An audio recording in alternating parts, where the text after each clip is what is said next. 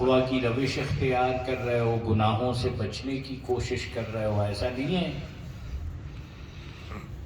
کہ تم نے طغیانی کی روش اختیار کی ہوئی ہے اور کہہ یہ رہے ہو کہ نہیں یار میں تو پھر یہ اللہ کے سامنے کھڑے ہونے کا تصور تمہارے ذہن میں واضح نہیں ہے. اور وہ جو نبی اکرم صلی اللہ علیہ وآلہ وسلم حدیث مبارکہ ہے کہ قیامت کا دن بڑا سخت ہوگا، لیکن دو کرداروں کے لیے آپ نے الگ الگ بیان کیا. آپ نے کہا کہ کافر کے لیے وہ دن ایسا سخت ہوگا جیسے 1,00,000 سال وہ دن ختم ہونے میں نہیں آتا ہوگا.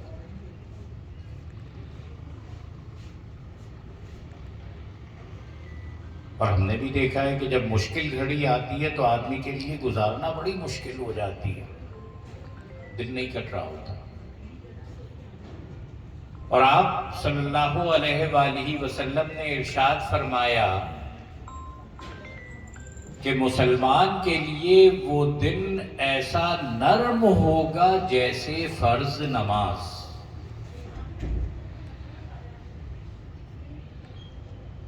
جو نمازی ہوتے ہیں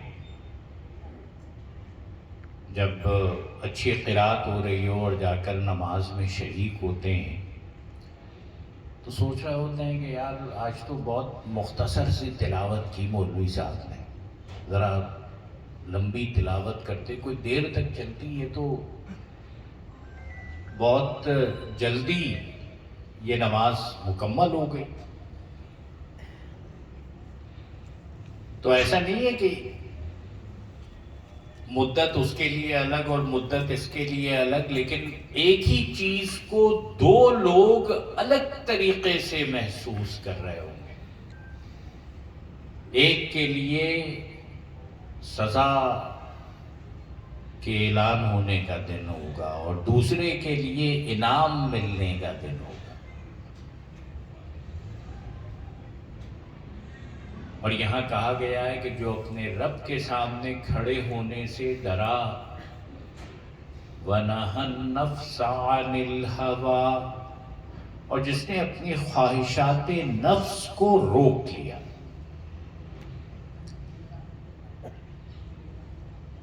یہ نفس تو کہہ رہا ہوتا ہے کہ مال بناؤ، پیسہ بناؤ، جائز بنتا ہے بناؤ، ناجائز بنتا ہے تو بھی بنا لو.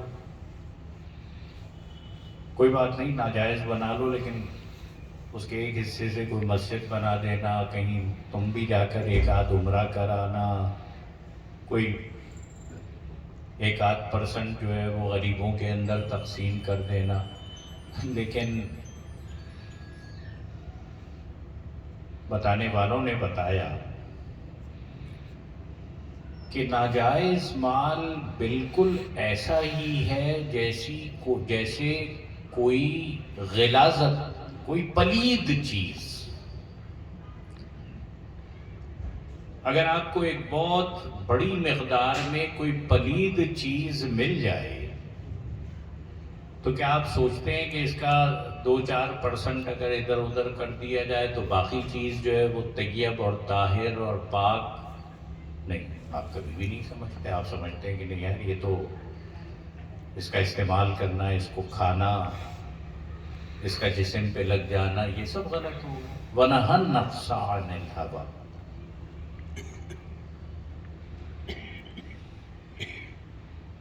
اس لیے دو جملوں میں اہل جنت کے KPIs بیان کیے جا رہے ہیں.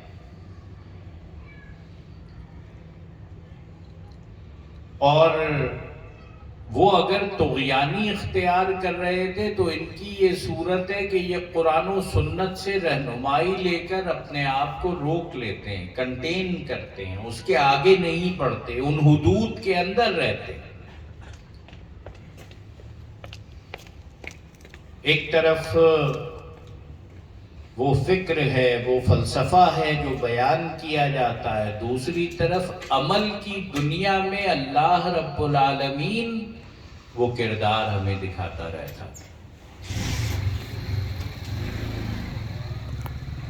وہ انبیاء تھے جنہوں نے اپنے آپ کو کنٹین کر کے رکھا. نبی اکرم صلی اللہ علیہ وآلہ وسلم کی مثال ملتی ہے. صحابہ اکرام رضوان اللہ علیہم اجمعین تھے، صلحاء تھے. اور اگر آج کی دنیا کے اندر دیکھا جائے تو رشید احمد خان جیسے کردار ہیں. یہ جو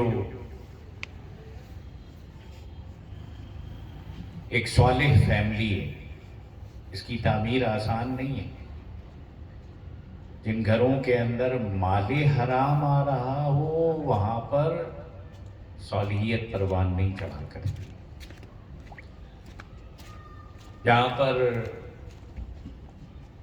کام چوری، بےایمانی، جھوٹ، دھوکہ، فریب، یہ چاروں طرف اگر پھیلا دیا جائے تو اس کے اندر نیکی کا آنا ناممکن ہو جاتا ہے. لیکن اگر اس درخت کے ہر پھل کو آپ دیکھیں، سارے بچے الحمدللہ نیک ہیں، صالح ہیں، نمازی ہیں. 2 بچے قرآن مجید کے حافظ ہیں، بیٹے ہوں بیٹیاں ہوں، الحمدللہ سب کے سب ویل ڈائریکٹڈ ہیں، یونی ڈائریکشنل، ایک سمت. اور وہ سمت اللہ رب العالمین کو راضی کرنے کی سمت ہے. وہ ڈائریکشن نبی اکرم صلی اللہ علیہ وآلہ وسلم سے عشق، ان سے محبت، ان کی سنت کی پیروی کی ڈائریکشن.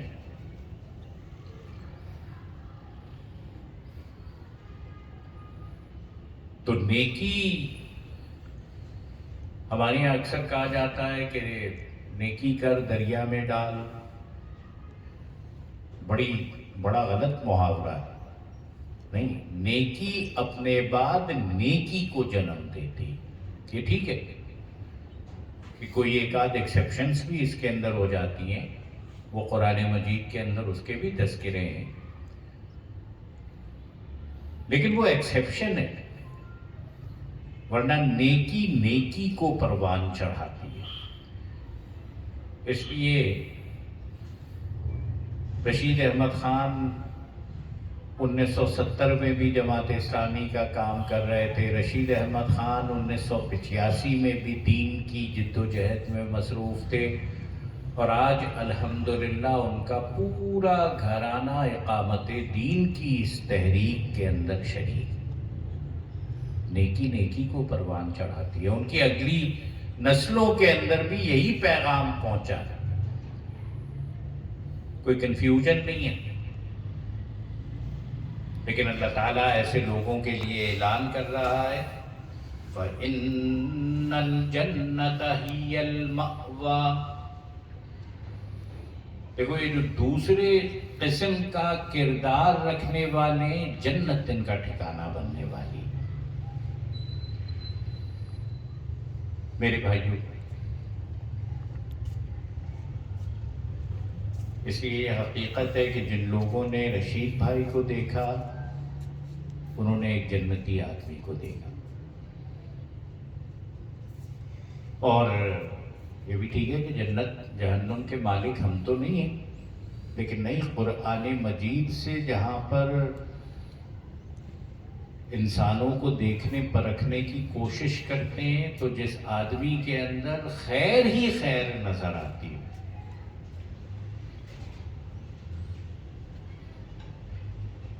یہ جنت اور جہنم یہ صرف فکر اور فلسفے کے اندر نہیں رہنی چاہیے، یہ میری زندگی کے اندر اس کا اثر ہونا چاہیے.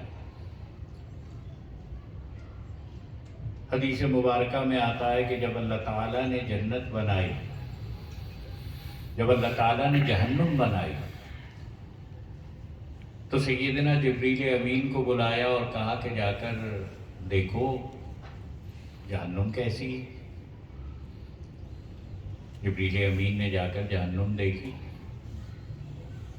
جب واپس آئے تو اللہ تعالیٰ نے پوچھا جہنم کیسی ہے؟ کہا کہ یہاں پر تو وہ سختیاں ہیں کہ جس کو کسی آنکھ نے نہیں دیکھا، جس کو کسی ذہن نے نہیں سوچا، جو کسی کے حاشیہ خیال میں نہیں آئی، جس کو کسی کان نے نہیں سنا،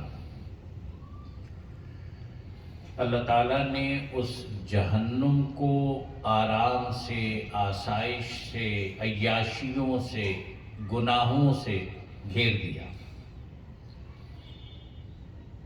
اور جبریل سے کہا کہ اب جا کر جہنم دیکھو. کہا کہ یہ جہنم بڑی خوفناک ہے، لیکن اب جو چاروں طرف سے اس کو گھیرا گیا ہے تو اس میں جانے والے بہت زیادہ ہو جائیں گے. پھر اللہ تعالیٰ نے جنت بنائی، جبریل کو بھیجا، کہا کہ یا اللہ اس جنت میں وہ نعمتیں رکھی گئی ہیں جو کسی آنکھ نے نہیں دیکھی، جو کسی کان نے نہیں سنی، جو کسی کے حاشیہ خیال میں نہیں آئی. اللہ تعالیٰ نے جنت کو سختیوں سے، مشکلات سے، دشواریوں سے گھیر دیا. جبریل امین کو پھر بھیجا، کہا کہ یہ جنت بڑی خوبصورت ہے، اس کی طلب اور اس کی تمنا انسانوں کے دلوں میں ہوگی، لیکن اب اس جنت میں جانے والے کم ہو جائیں گے. اس لیے وہ زندگی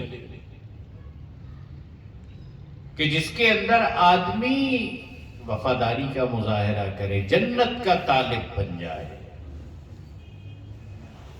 جنت کی جد و جہد کرے، جہنم اس کا خوف دل میں پیدا ہو جائے، یہی زندگی مطلوب ہے. اور پھر یہاں کہا گیا یسألونک عن الساعۃ ایان مرساہا. اے نبی صلی اللہ علیہ وآلہ وسلم، یہ تم سے پوچھتے ہیں کہ کب آئے گی قیامت کی گھڑی. فیما انت من ذکراہا. کہا گیا کہ تمہارا کیا کام کہ تم بتاؤ کہ قیامت کی گھڑی کب آئے گی. الی ربک منتہاہا. اس کا علم صرف اللہ رب العالمین کے پاس، وہی جانتا ہے کہ قیامت کب آئے گی. یہ علم اس نے اپنے نبی کو بھی نہیں دیا ہے. ٹھیک ہے، اللہ کے رسول صلی اللہ علیہ وآلہ وسلم نے قرب قیامت کی نشانیاں بتائی ہیں، لیکن یہ نہیں بتایا کہ سال 2090 میں دوپہر 3 مئی کو دوپہر فلانے وقت پہ قیامت آ جائے گی. اس کا علم تو اللہ کے پاس ہے کب آئے گی. انما انت منذر من یخشاہا.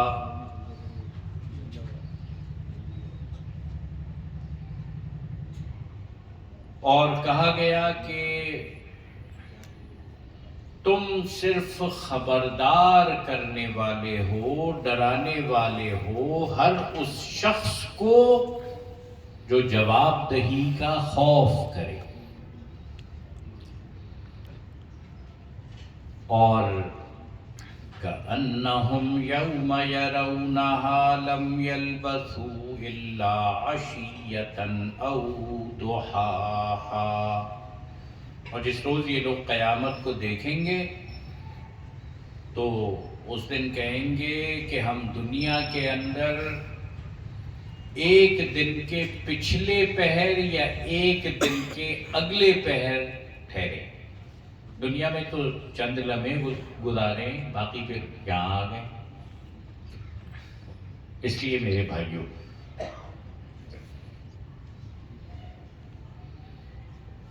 آج کی یہ محفل اسی بات کے لیے کہ اس فکر آخرت کو اپنی زندگیوں کے اندر پیوست کیا جائے اور یہ سوچ لیا جائے کہ ہم میں سے کوئی نہیں جانتا جانے کا وقت کون سا ہوگا، لیکن اس دن کی تیاری کی جائے کہ وہاں پر جب اللہ رب العالمین کے سامنے بندہ پیش ہو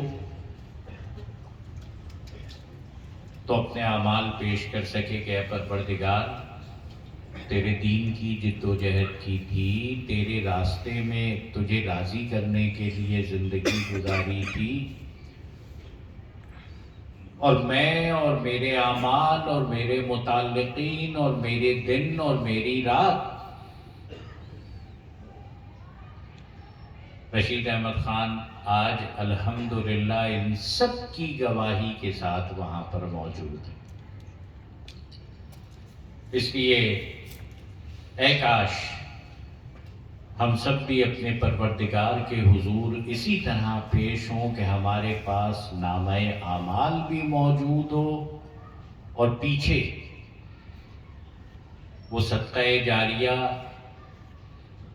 نیک اولاد کی صورت میں بھی اور دیگر تمام صورتوں میں۔ نبی اکرم صلی اللہ علیہ وآلہ وسلم ایک صحابی کی تعزیت کے لیے حاضر ہوئے، اور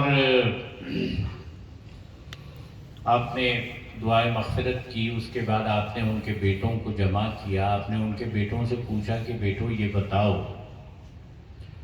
کہ اپنے باپ کا حق کیسے ادا کرو گے؟ بیٹوں نے کہا کہ یا رسول اللہ صلی اللہ علیہ وآلہ وسلم آپ ہماری رہنمائی فرمائیے۔ نبی اکرم صلی اللہ علیہ وآلہ وسلم نے ارشاد فرمایا کہ اگر اپنے باپ کا حق ادا کرنا چاہتے ہو تو 4 کام کرنا۔ پہلا کام آپ نے کہا کہ اپنے باپ کے لیے دعائے مغفرت کرنا۔ یوں تو دعائے مغفرت سب کی اہم ہے، لیکن بچوں کی باپ کے لیے دعائے مغفرت بڑی قیمتی ہے۔ وہ ایک حدیث مبارکہ میں آتا ہے کہ کسی قبر میں فرشتے عذاب دے رہے تھے، لیکن اچانک عذاب دینے والے فرشتے رک گئے۔ وہ جسے عذاب دیا جا رہا تھا وہ بے حیران رہ گیا، اس نے پوچھا کہ آخر تم رک کیوں گئے؟ انہوں نے کہا کہ تمہارا فلاں بیٹا تمہارے لیے دعائے مغفرت کر رہا ہے۔ اس لیے بچوں کی اپنے باپ کے لیے، اپنی ماں کے لیے دعائے مغفرت بڑی ہے۔ دوسری بات آپ نے کہی، آپ نے کہا کہ تمہارے باپ کا جو دینا تھا، جو لینا تھا، یہ تمہاری ذمہ داری ہے۔ جو کسی کو دینا ہے وہ تم دو گے، اور جو کسی سے لینا ہے وہ تم لو گے۔ یہ ذمہ داریاں تم اٹھا لو۔ تیسری بات آپ نے کہی، آپ نے کہا کہ وہ جو تمہارے باپ کے بھائی ہیں، بہنیں ہیں، دوست ہیں، ان سے محبت کرو، ان کا اکرام کرو،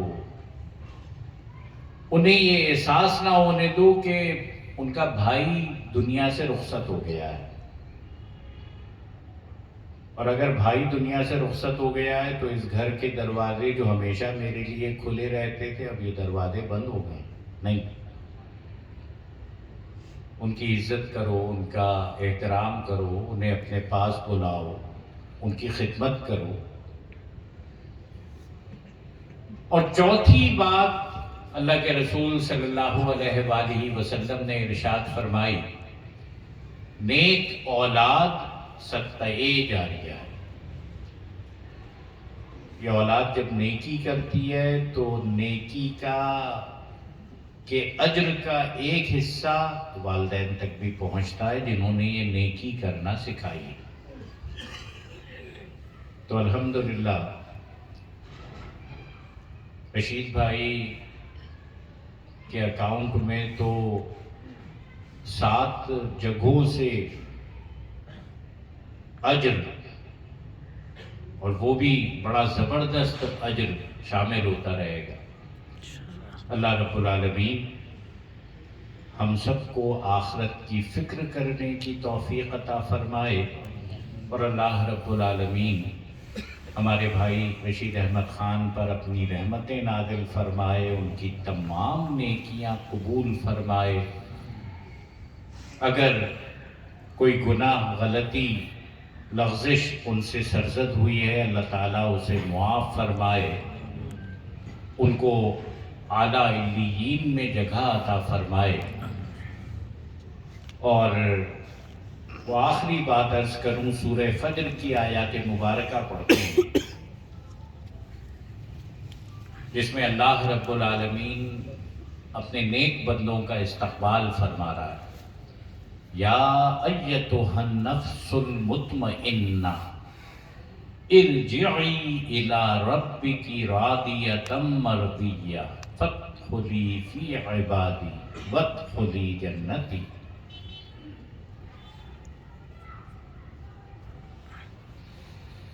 مجھے رشید بھائی کے انتقال کی خبر ملی، میں کہیں بدین کے دورے پہ تھا، اس سے آ رہا تھا، میرے بیٹے نے اسلام آباد سے فون کر کے مجھے بتایا کہ رشید بھائی کا انتقال ہو گیا ہے۔ آپ یقین کریں کہ میری زبان سے یہ آیت مبارکہ سب سے پہلے نکلی، نفس مطمئنہ۔ ایک ایسا آدمی جس کے چہرے پر اطمینان تھا، ایک ایسا آدمی جو ہو سکتا ہے زندگی میں بہت سارے لوگ بہت کچھ حاصل کرنا چاہتے ہیں، وہ مڈل کلاس کا آدمی بہت ساری چیزیں نہیں حاصل کر پاتا، لیکن اسے اس پر اطمینان ہوتا ہے کہ اللہ کا شکر ہے کہ اسے کلمہ ملا ہے، اللہ کا شکر ہے کہ وہ بہت ساری خراب چیزوں سے اس نے زندگی کو، اپنے بچوں کو بچا کر رکھا ہے۔ اسے اطمینان ہوتا ہے کہ وہ اس دین کے اوپر عمل کر رہا ہے اور دین پر عمل کو اس معاشرے کے اندر عام کر رہا ہے، وہ اس پر فخر کرتا ہے۔ یا ایتھا النفس المطمئنہ، اے نفس مطمئنہ، ارجعی الی ربک راضیۃ مرضیہ، چلا آ، دوڑا آ اپنے رب کی طرف راضی، خوشی، یہاں تجھے کوئی تکلیف نہیں ہوگی، یہاں کوئی تجھے ستانے والا نہیں ہوگا، یہاں کوئی تجھے برا بھلا کہنے والا نہیں ہوگا، یہاں کوئی تجھے تکلیف دینے والا نہیں ہوگا۔ فادخلی فی عبادی، داخل ہو جا میرے بندوں میں، وادخلی جنتی، اور یہ جنتیں میں نے تیرے لیے تیار کی ہیں، داخل ہو جا جنتوں میں۔ اللہ رب العالمین اس آیت مبارکہ کے مصداق رشید بھائی کا استقبال فرمائے، اور اللہ تعالی ہم سب کو ان اعمال کی توفیق عطا فرمائے کہ ہمارا بھی اسی طرح استقبال ہو سکے۔ اقول قولی ھذا استغفر اللہ لی ولکم ولسائر المؤمنین وآخر دعوانا ان الحمد للہ رب العالمین۔ میری درخواست ہوگی تمام بھائی ایک مرتبہ سورہ فاتحہ اور 3 مرتبہ سورہ اخلاص پڑھ لیں۔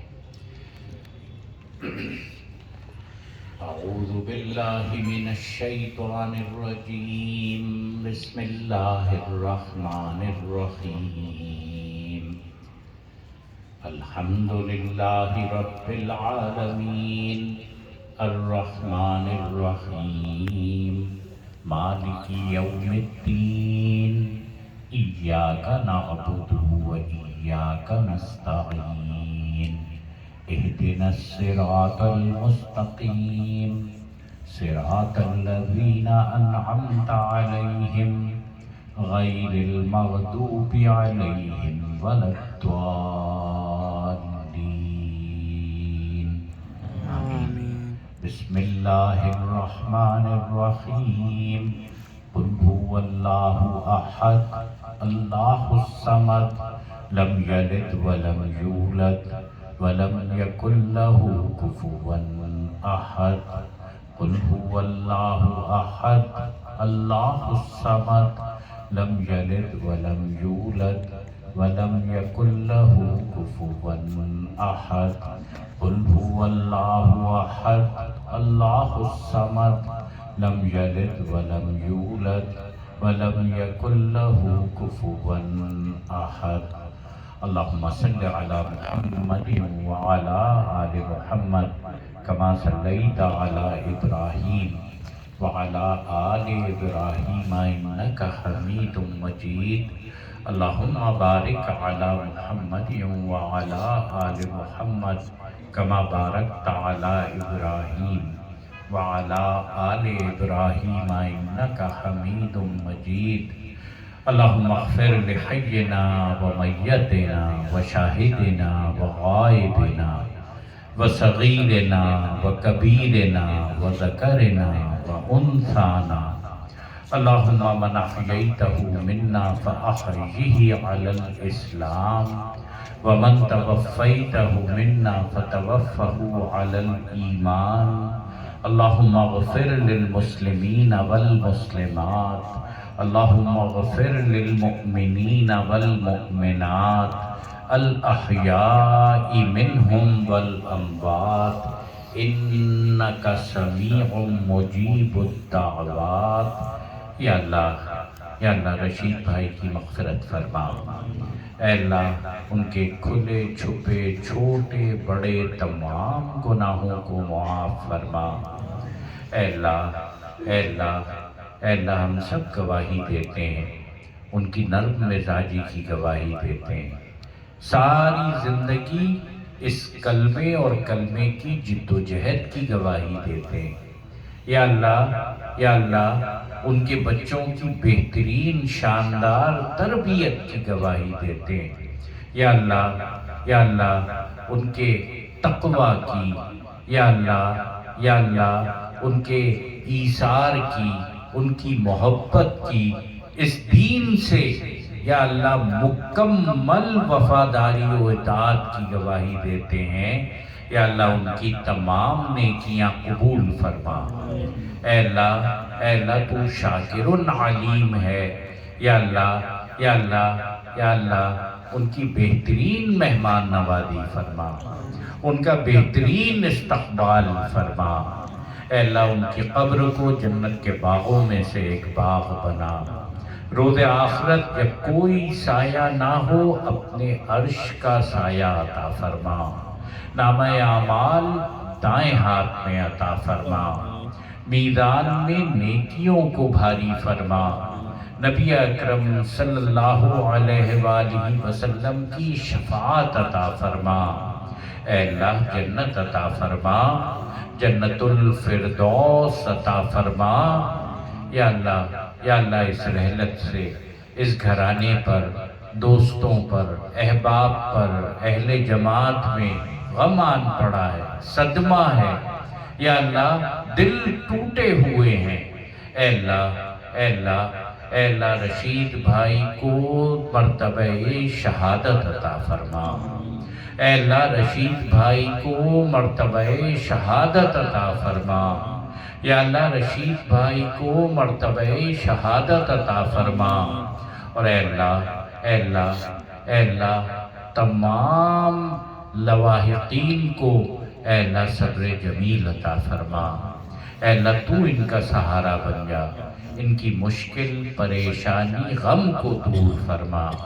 یا اللہ ہم سب کو اسی طرح دین سے وفاداری عطا فرما، دین کی جد و جہد پر یکسوئی عطا فرما۔ اے اللہ دین پر عمل سے اطمینان عطا فرما۔ اے اللہ امت کے تمام مرحومین کی مغفرت فرما، امت کے تمام مرحومین کی مغفرت فرما۔ اور اے اللہ ہم سب کو آخرت کی یاد رکھنے والا، تیاری کرنے والا بنا، جنت کی محبت عطا فرما، چاہت اور طلب عطا فرما، جہنم کا خوف عطا فرما، اس سے نفرت عطا فرما۔ اور اے اللہ اعمال صالحہ کے لیے پروردگار ہمیں آگے بڑھنے والا بنا، سبقت لینے والا بنا۔ ربنا تقبل منا انک انت السمیع العلیم۔ اے اللہ رشید بھائی کے تمام بچوں کو ان کے لیے صدقہ جاریہ بنا۔ وصلی اللہ تعالی علی خیر خلقہ محمد وعلی آلہ واصحابہ وازواجہ وآل بیتہ وذریاتہ اجمعین برحمتک یا ارحم الراحمین.